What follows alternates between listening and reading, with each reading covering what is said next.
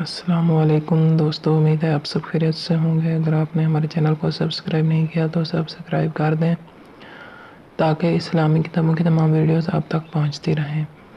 ہم روزوں کے حوالے سے صحیح بخاری کی حدیث پڑھ رہے ہیں، چیپٹر نمبر 66 اور حدیث نمبر 90، 91 اور 92 آج پڑھ رہے ہیں۔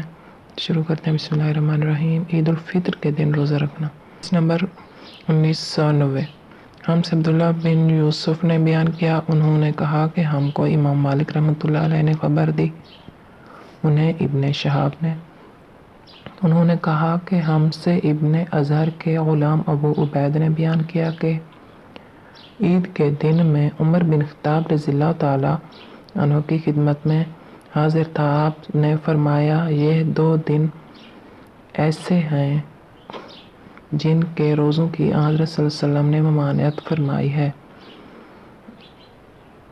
روزوں کے بعد افطار کا دن الفطر اور دوسرا وہ دن جس میں تم اپنی قربانی کا گوشت کھاتے ہو، عید الاضحیٰ کا دن۔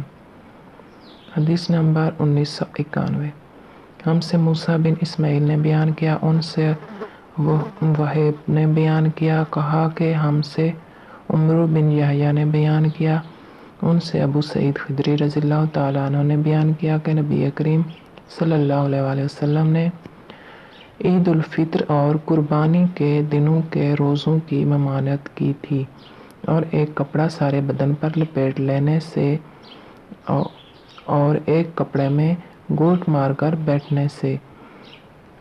حدیث نمبر 1992، اور صبح اور عصر کے بعد نماز پڑھنے سے۔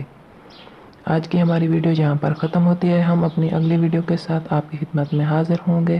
اللہ حافظ۔